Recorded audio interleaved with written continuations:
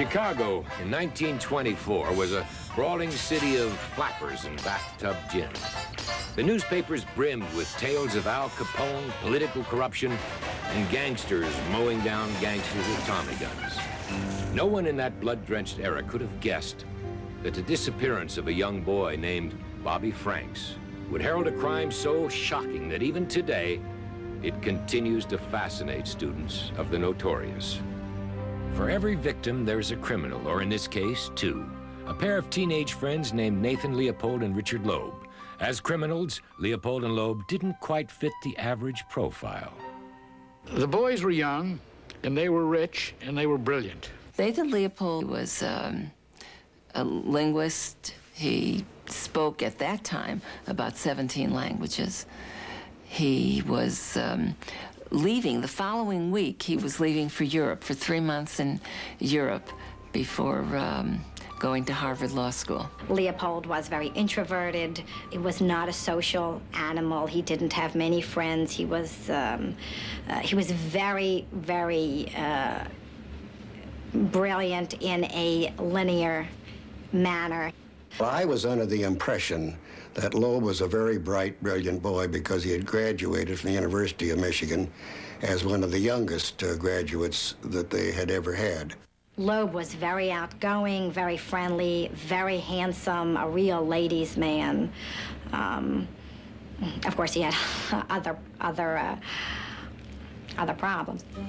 On May 21st, 1924, 14-year-old Bobby Franks became a pawn in a gruesome game. Bobby was a freshman at the Harvard School, an expensive prep school just 4 blocks from his house. That afternoon, he started his short walk home and vanished. The next day, a man, an immigrant worker, was walking along the railroad tracks and saw the feet sticking out of the drain pipe and flagged down some railroad workers who were coming by, and they pulled the body out. Before the corpse could be identified, Bobby's father received a phone call and a letter from a man who told him to round up $10,000 if he wanted to see his son again.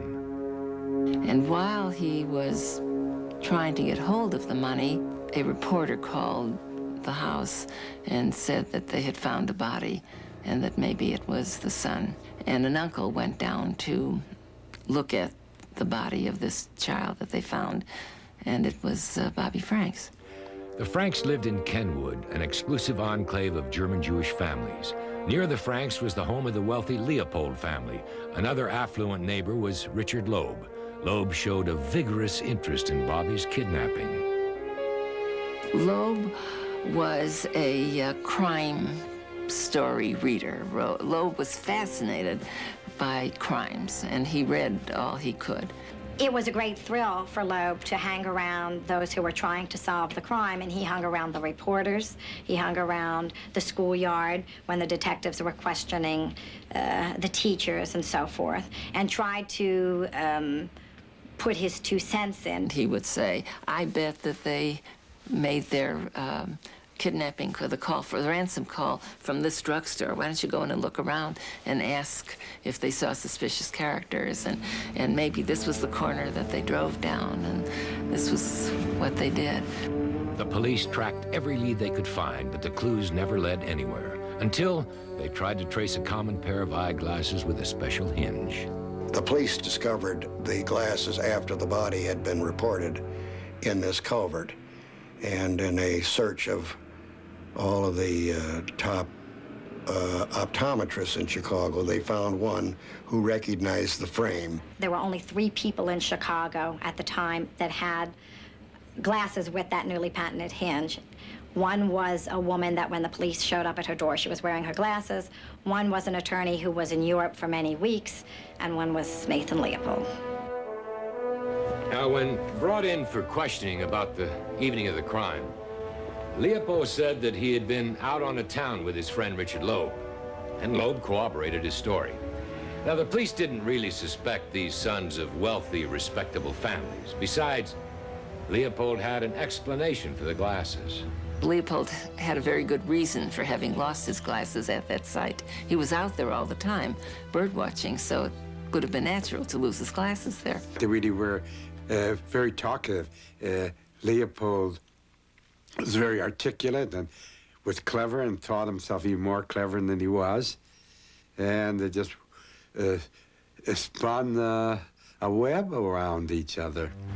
Well, the web tightened into a noose when a couple of reporters dug up some law class notes that Leopold had typed for a study group.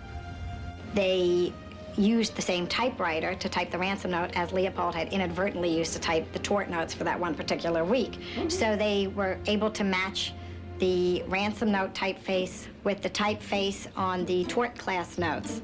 Somebody told me that they were stealing from the 5 and 10 cent store and other similar things in which they were testing how they could get away with something. And among the things that they stole was my typewriter. Once the police had traced the ransom note to Leopold, the kidnappers realized that the game was over, and they began to tell everything. The truth of how and why Bobby Franks died proved to be more shocking, more profoundly disturbing than anything Chicago had known before. Dickie Loeb and Babe Leopold saw themselves as superior human beings. They saw themselves as being way different than the average guy on the street, and that they could do anything they wanted to do.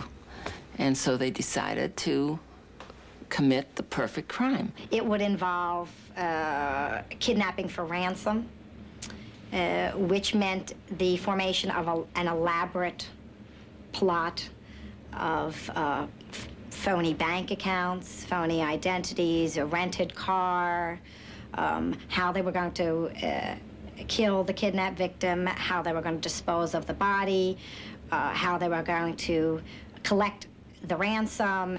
They didn't need money. They had more money than they knew what to do with. It was not a crime of passion. It was the victim was incidental to the crime. So they prepared the ransom notes but left the name on the address blank so they could fill that in after the victim was kidnapped and killed. They decided that they were going to select at random. They weren't going to plan who they were going to kidnap and kill. And they had several people in mind.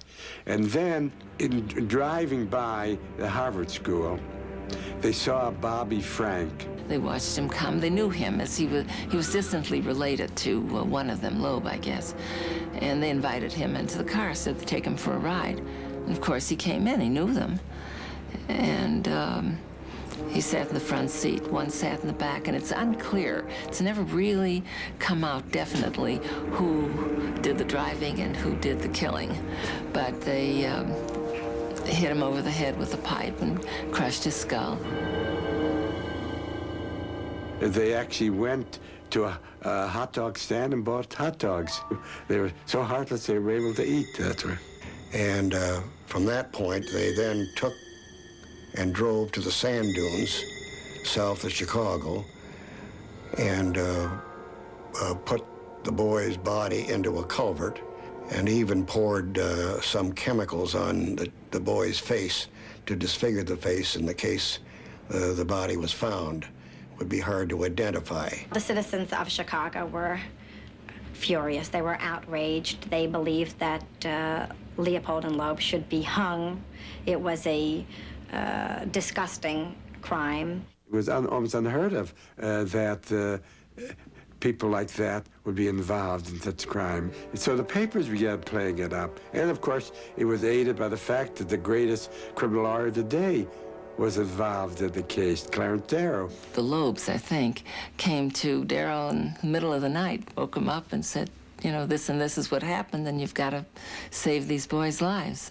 At the time that the Leopold and Loeb families came to Clarence Darrow to secure his services, Darrow was in semi-retirement. Clarence Darrow took the case because he recognized that it would give him an international platform to speak out against capital punishment. To Darrow, life was sacred, and for the state to deliberately take a life was to him one of the most extreme acts of cruelty. He also knew that because of the track record of Leopold and Loeb and their college degrees and their intellectual capacities, that no juror was going to say they were insane, and that the jury was much more likely to hang them than the judge. So he pleaded them guilty, so that it would become a hearing in front of a judge and that the sole decision would rest with John Caverly. He was trying to get Caverly to sympathize and not inflict the death penalty. He had to show that they're mentally sick, emotionally sick, without being insane. That was the explanation of the terrible crime. As a result of Darrow's strategy, much of the public was exposed for the first time to the brand new field of Freudian psychology. William Randolph Hearst even tried to bring Sigmund Freud to Chicago to provide commentary for his newspaper chain. For over a week, experts testified about the psychological condition of the two defendants. Slowly, a picture of their relationship emerged that helped illuminate their personalities and their motives. Each one thought that the other was the more superior, and they sort of fit into each other's psyches like pieces of a puzzle. Each one had what the other one wanted. Each one was the other's ideal of the Superman. Leopold probably would never have committed any offense except for being infatuated with Loeb. He was physically infatuated with Loeb. He had the intellectual development of a genius, but the emotional development of a savage. So that basically he was an intelligent savage without moral instincts. Loeb needed someone to help him carry out his crimes. They had literally a written contract between the two of them that for each crime that Leopold helped Loeb commit, those were the, rocks through windows, setting fire, stealing a car. For each crime that Leopold helped him commit, Leopold could take a physical liberty with Loeb. Leopold was very much in love with Loeb. Neither one alone or in combination with anybody else would have done this. But there was some spark that they gave each other. The climax of the month-long hearing was Clarence Darrow's summation, a plea for the lives of the two boys. For 3 days, the great lawyer begged for mercy as the audience in the packed courtroom listened, transfixed by his words. You could almost, when you came into court, you could almost feel it in the air. To quote from Darrow's historic summation, why did they kill little Bobby Franks? Not for money, not for spite, not for hate. They killed him as they might kill a spider or a fly, for the experience. They killed him because they were made that way, because somewhere in the infinite processes that go to the making up of the boy or the man, something slipped, and those unfortunate lads sit here hated, despised, outcasts with the community shouting for their blood. Are they to blame for it? There is no man on earth who can mention any purpose for it all or any reason for it all.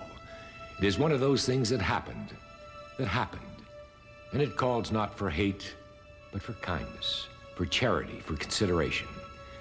It is not so much mercy either, Your Honor. I can hardly understand myself pleading to a court to visit mercy on two boys by shutting them into a prison for life. For life. Where is the human heart that would not be satisfied with that?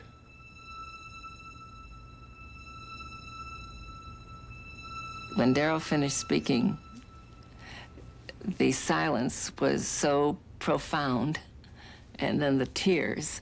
The judge was weeping.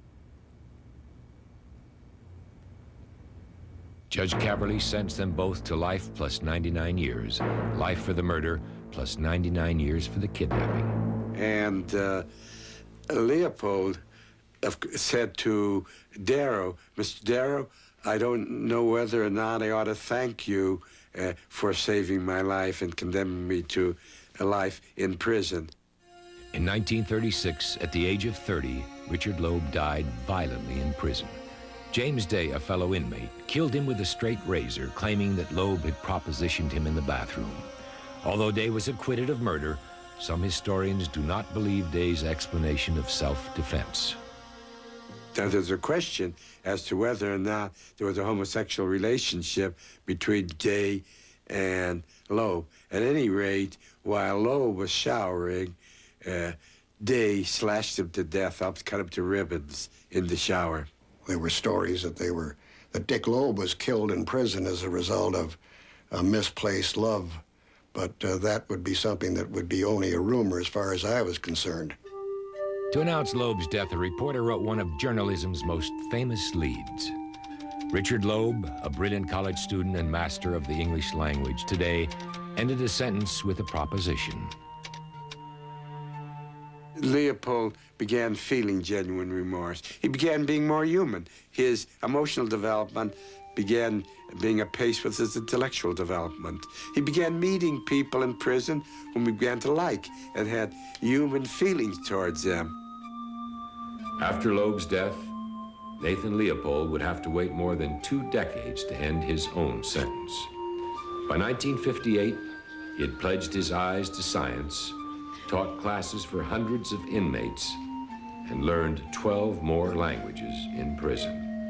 The parole board, believing Leopold to be completely rehabilitated, paroled him to Puerto Rico in 1958.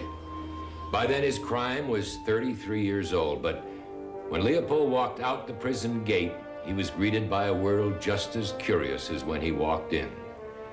The passage of time did not dilute the impact of the strange crime of Leopold and Loeb. The only thing that I can say was that 33 years ago, I was a smart-alecky kid who thought he knew everything. I've learned better. It took perhaps 5 years in prison for me to come to my senses. For most of those 5 years, I still had no realization of the enormity of my crime, what terrific grief I had caused other people, and the seriousness of what I had done. You asked whether I feel that I have paid my debt to society. That's impossible for me to say. I don't know how to measure punishment. I've been here 33 years. I forfeited every chance for happiness. And whether that's enough, I don't know. Other people will have to decide that. In 1971, 13 years after his release from prison, Nathan Leopold died quietly in a hospital bed in Puerto Rico. He was 66.